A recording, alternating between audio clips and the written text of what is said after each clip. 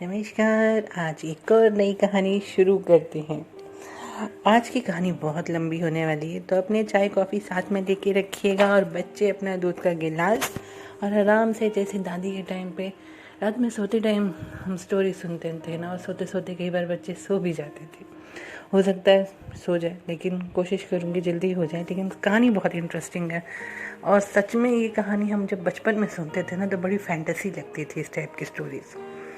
कहानी फैंटेसी ज़रूर है, लेकिन एक बहुत खूबसूरत संदेश दे के जाती है।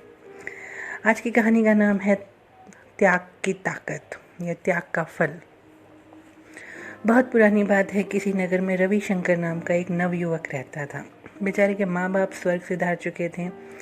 गरीब होने के कारण उनके पास अपने खेत भी नहीं थे और वो खेतों में दिन भर छोटे मोटे काम करता और बदले में खाने के लिए आटा चावल ले आता। घर आकर के वह अपना भोजन तैयार करता और खा पी करके सो जाता। जीवन ऐसे ही संघर्षपूर्ण था। ऊपर से एक और छोटी सी मुसीबत उसके पीछे पड़ गई। एक दिन उसने अपने लिए 4 रोटियां बनाई और हाथ मुंह धो करके वापस आया, और जब आकर देखा तो उसके पास सिर्फ 3 ही रोटियां बची थी। दूसरे दिन भी यही हुआ। तीसरे दिन उसने छुप कर देखा कि उसकी रोटियां जाती कहाँ हैं। उसने देखा एक छोटा सा चूहा आता है और उसकी एक रोटी उठा करके वहाँ से चला जाता है। अब की बार उसने चूहे को पकड़ लिया और उसने कहा कि तुम मेरी रोटी क्यों लेके जाते हो। तो चूहा बोला, भैया मुझे मेरी किस्मत का क्यों नहीं खाने देते हो, ये चपाती मुझे ले जाने दो। तो रविशंकर बोला, अच्छा मैं तुम्हें खाने को दे दूंगा तो मेरा पेट कैसे भरेगा, बताओ। मैं पहले से ही अपने जीवन से बहुत परेशान हूँ, ऊपर से अब क्या पेट भर के खाना भी ना खाऊं। न जाने कितने दिनों से कोई अच्छा मीठा फल भी नहीं खाया है और मेरी ज़िंदगी से तो जैसे खुशकिस्मती दूर हो गई है, न जाने कब आएगी। इस तरह से वो अपना रोना रो रहा था। इस पर चूहा बोला, इतना रोने का कोई फ़ायदा नहीं है, तुम्हारे सारे सवालों के जवाब मतंग ऋषि के पास हैं, वो तुम्हें सब सवालों के जवाब देंगे। रविशंकर ने पूछा, कौन है वो? चूहे ने जवाब दिया कि वो बहुत पहुँचे हुए संत हैं। उत्तर दिशा में कई पर्वतों और नदियों को पार करके उन तक पहुँचा जा सकता है। तुम उन्हीं के पास जाओ, वहीं तुम्हारा उद्धार करेंगे। रविशंकर ने बात सुनी, उसको जच गई और फिर उसने अगले ही दिन अपने खाने पीने का सामान एक पोटली में डाला और चल पड़ा उत्तर दिशा की तरफ। चलते चलते बहुत रात हो गई। वहाँ पे रास्ते में उसे एक हवेली दिखाई दी। वहाँ पे वो रात भर शरण लेने के लिए दरवाज़ा खटखटाया। एक औरत बाहर निकली। उसने रविशंकर को खाना खिलाया, रात में सोने के लिए भी कहा और पूछा, बेटा तुम कहाँ जा रहे हो? रविशंकर ने बताया कि मैं मतंग ऋषि के आश्रम में जा रहा हूँ। तो उस हवेली की मालकिन ने कहा, बहुत अच्छी बात है, उनसे मेरे एक प्रश्न का उत्तर मांग के ला सकते हो? मेरी बेटी है 20 साल की, देखने सुनने में बहुत सुंदर है, परंतु उसका एक ही अवगुण है और वो ये है कि 20 साल की होने के बाद भी वो अभी तक बोल नहीं पाती। पता नहीं कब बोलना शुरू करेगी। क्या तुम मेरे इस प्रश्न का उत्तर ला सकते हो? रविशंकर ने उनको आश्वासन दिया कि हाँ, मैं आपके इस प्रश्न का उत्तर ज़रूर पूछूंगा मतंग ऋषि से, आप भरोसा रखें। और ऐसा कहकर अगले दिन रविशंकर आगे चलने लगा। रास्ता बहुत ज़्यादा लंबा था और रास्ते में उसे बहुत बड़े बड़े बर्फीले पहाड़ मिले। उसे समझ नहीं आ रहा था कि उसे पार कैसे करे। समय बीत रहा था, तभी उसे एक तांत्रिक दिखाई दिए जो वहां बैठ कर के तपस्या कर रहा था। रविशंकर तांत्रिक के पास गया और उससे बोला कि मुझे मतंग ऋषि के दर्शन के लिए जाना है, कैसे जाऊं? क्या आप मेरी कोई मदद कर सकते हैं? तांत्रिक ने कहा, मैं तुम्हारा सफ़र आसान कर दूंगा, तुम मेरे एक प्रश्न का उत्तर मतंग ऋषि से लेकर आना। रविशंकर ने पूछा, बताइए क्या प्रश्न है, और यदि आप वहाँ पर खुद ही आसानी से जा सकते हैं तो मुझे क्यों पूछ रहे हैं? आप खुद क्यों नहीं पूछाते हैं उनसे इस प्रश्न का जवाब? तांत्रिक बोला कि मैं इस स्थान को नहीं छोड़ सकता, नहीं तो मेरी तपस्या भंग हो जाएगी। तुम मतंग ऋषि से पूछना मेरी तपस्या कब सफल होगी और मुझे पूर्ण ज्ञान कब मिलेगा। रविशंकर ने तांत्रिक को आश्वासन दिया कि मैं आपके प्रश्न का उत्तर जरूर लाऊंगा, और तांत्रिक ने अपनी तंत्र विद्या से रविशंकर को सारे बर्फीले पहाड़ पार करवा दिए।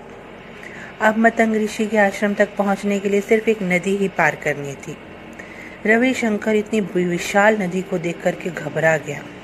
तभी उसने नदी के किनारे एक बहुत बड़े विशाल कछुए को देखा। उसने उससे मदद मांगी कि मुझे अपनी पीठ पर बिठाकर नदी पार करवा दो। कछुए ने कहा, ठीक है। जब दोनों नदी पार कर रहे थे तो कछुए ने पूछा, कहाँ जा रहे हो? रविशंकर ने उत्तर दिया, मैं मतंग ऋषि से मिलने जा रहा हूँ। कछुए ने कहा, ये तो बहुत अच्छी बात है। क्या तुम मेरी एक प्रश्न का उत्तर पूछ सकते हो? रविशंकर ने कहा, हाँ हाँ, क्यों नहीं, पूछिए, क्या पूछना है? कछुए ने कहा, मैं एक असाधारण कछुआ हूँ जो समय आने पर ड्रैगन बन सकता है। 500 सालों से मैं इस नदी में हूँ और ड्रैगन बनने की कोशिश कर रहा हूँ, पर अभी तक ड्रैगन नहीं बन पाया हूँ। बस यही पूछना है कि मैं कब ड्रैगन बनूंगा। रविशंकर कछुए को जवाब देने का आश्वासन दे करके आगे बढ़ा और कुछ ही दूरी पर मतंग ऋषि का आश्रम था। आश्रम में प्रवेश करने पर शिष्यों ने रविशंकर का भव्य स्वागत किया, क्योंकि उस आश्रम तक कोई विरला ही पहुंच सकता था। साधारण इंसान के बस की बात नहीं थी। संध्या समय ऋषि ने रविशंकर को दर्शन दिए और बोले, पुत्र, मैं तुम्हें किन्हीं 3 प्रश्नों के ही उत्तर दे सकता हूँ, पूछो अपने प्रश्न। रविशंकर अब असमंजस में पड़ गया। वह प्रश्न पूछना चाह रहा था, अपने भी और बाकी सबके भी, लेकिन अब ये 4 प्रश्न हो गए थे। एक उसका अपना प्रश्न, एक हवेली की मालकिन का, एक तांत्रिक का और एक कछुए का। वो यही सोच रहा था कि मैं अपना प्रश्न पूछूं या उसकी मदद करने वाले उन 3 लोगों का प्रश्न पूछूं।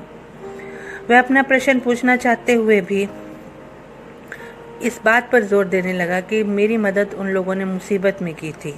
मुझे उन लोगों का एहसान नहीं भूलना चाहिए, और मुझे ये भी नहीं भूलना चाहिए कि मैंने उन सभी को उनके प्रश्नों के जवाब ला करके देने के लिए कहा था। उसी पल उसने निश्चय किया कि वह खूब मेहनत करेगा और अपनी ज़िंदगी बदल लेगा। लेकिन इस समय 3 लोगों की ज़िंदगी में बदलाव लाना बहुत ज़रूरी है। यही सोचते सोचते उसने ऋषि से पूछा, हवेली की मालकिन की बेटी कब बोलेगी? ऋषि बोले, मालकिन जब बेटी का मोह त्याग कर उसका विवाह कर देगी, तभी वह बोलना शुरू कर देगी। रविशंकर ने फिर दूसरा प्रश्न पूछा, तांत्रिक को संपूर्ण ज्ञान कब प्राप्त होगा और उसे मोक्ष कब मिलेगा? मतंग ऋषि ने जवाब दिया, जब ऋषि अपनी विद्या का मोह त्याग कर उससे किसी और को दे देगा, उसी क्षण उसे ज्ञान की प्राप्ति हो जाएगी। रविशंकर ने तीसरा प्रश्न किया, कछुआ ड्रैगन कब बनेगा? मतंग ऋषि ने जवाब दिया, कछुआ भी जब अपने कवच का मोह त्याग कर देगा, उसी टन वो ड्रैगन बन जाएगा। रविशंकर अब सभी प्रश्नों के उत्तर पाकर बहुत खुश था। वो अगली सुबह ऋषि का आशीर्वाद लेकर के वापस चल पड़ा।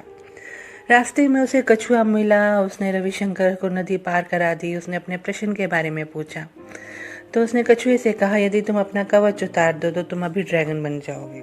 कछुए ने जैसे ही कवच उतारा तो हजारों मोती उसके शरीर से झड़ने लगे। कछुए ने सारे मोती रविशंकर को दे दिए और कुछ ही पलों में वो ड्रैगन बन गया।